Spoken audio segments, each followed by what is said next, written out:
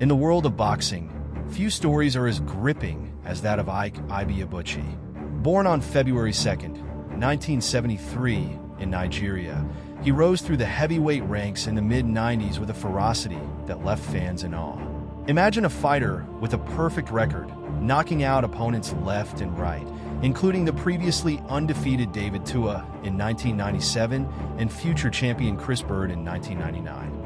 Ranked as high as number 8 in the world, Ibeabuchi seemed destined for greatness with an impressive 20-0 record, 15 of those wins coming by knockout. But behind the gloves and the glory lay a darker tale, one marred by emotional struggles and violent outbursts. In 1990, Ike Ibeabuchi had his sights set on joining the Nigerian military, but everything changed when he saw Buster Douglas shock the world by knocking out Mike Tyson. That electrifying moment ignited a fire in Ike, and he stepped into the boxing ring as an amateur.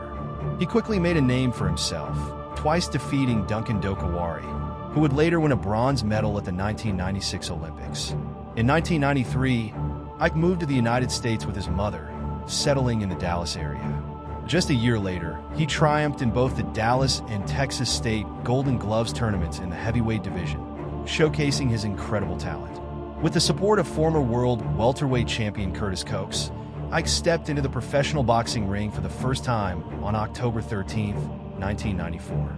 He made quite an impression, winning by knockout in the second round against Ismael Garcia. After an impressive start, with 16 straight wins, Ike faced a major challenge when he took on undefeated prospect David Tua for the WBC International Heavyweight title on June 7, 1997. Tua, at 27-0, was hailed as the next Mike Tyson, making this matchup more thrilling. The fight was explosive, with both boxers trading heavy punches and refusing to back down. They shattered records, throwing a staggering 1,730 punches in total, with Ike setting an individual record by launching 975 punches and averaging 81 per round, well above the heavyweight average of 50. In a hard-fought battle, Ike emerged victorious with a unanimous decision, earning scores of 117 to 111, 116 to 113, and 115 to 114.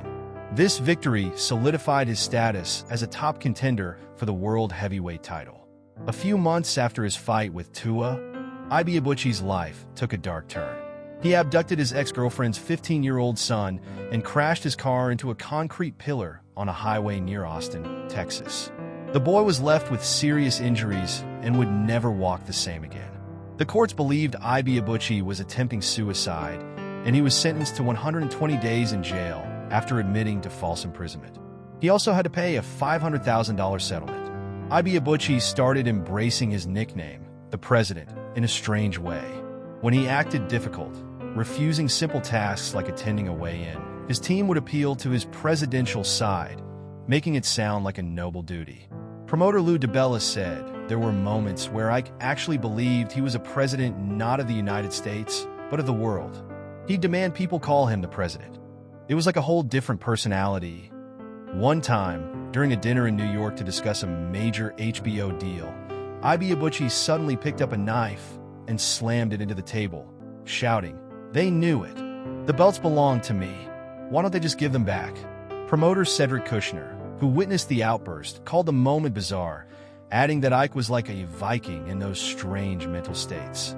After 13 months away from the ring, Ibeabuchi made a thunderous return in July 1998, delivering a first-round knockout against Tim Ray.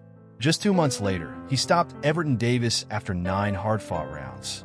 Then, in March 1999, Ibeabuchi faced his toughest challenge yet.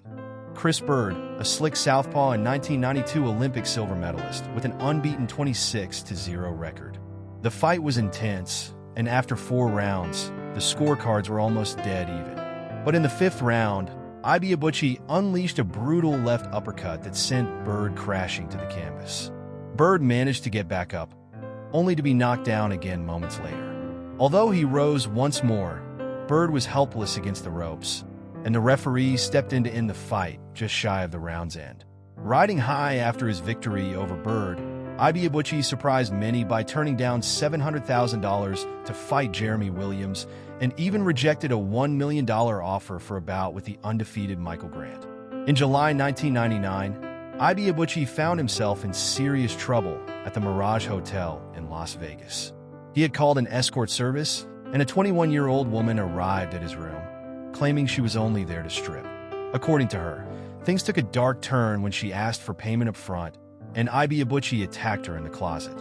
When the police arrived, he locked himself in the bathroom, forcing them to use pepper spray to get him out. As if that wasn't enough, the district attorney reopened a previous sexual assault case involving Ibeabuchi from 8 months earlier at another Vegas hotel.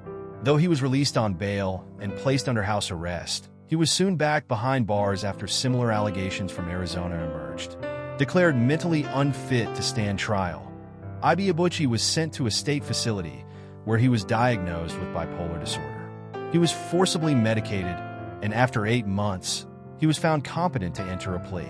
He chose an Alford plea, avoiding a trial by pleading guilty without admitting guilt. Ibeabuchi was sentenced to 2 to 10 years for battery and 3 to 20 years for attempted sexual assault. While locked up, Ibeabuchi didn't waste time. He earned 3 associate degrees and a paralegal certificate, hoping for a fresh start when his conviction was overturned by the Nevada Supreme Court in 2007. But the lower courts blocked his release, even after the higher court reaffirmed the decision. Eventually, Ibeabuchi's Las Vegas conviction was vacated, but his battle for freedom had been long and painful. After serving his sentence with the Nevada Department of Corrections, Ibeabuchi's journey was far from over. In February 2014, he was moved to the Washoe County Jail before being handed over to U.S. Immigration and Customs Enforcement, ICE, and sent to the Eloy Detention Center in Arizona. However, in November 2015, when Nigeria refused to provide travel documents, Ibeabuchi was released as a free man. He then teamed up with Mike Conks, Manny Pacquiao's advisor, in hopes of making a boxing comeback. Healthy and eager to return to the ring, Ibeabuchi was only waiting for his immigration status to be resolved. With a green card in hand, he was close to becoming a U.S. citizen, just awaiting the swearing in. But in April 2016, his comeback hopes were derailed when he was arrested in Arizona for violating probation based on a warrant from 2003, something he claimed he didn't even know about. After serving his time, Ibeabuchi was released in September 2020, with the probation violation overturned on appeal. Yet his freedom was still delayed as he found himself back in ICE custody during the COVID-19 pandemic, waiting for his citizenship ceremony to finally bring closure to his long, complicated saga. Ike Ibeabuchi's story is one of immense talent overshadowed by chaos, missed opportunities, and personal struggles. Once seen as a rising force in the heavyweight division, his career was derailed by legal circumstances and mental health battles. After years of incarceration, his desire for redemption and a boxing comeback remained strong, but life continued to throw obstacles in his path. Now, with the possibility of finally becoming a U.S. citizen, his future remains uncertain, but one thing is clear: Ibeabuchi's legacy will forever be a story of what could have been in the world of boxing.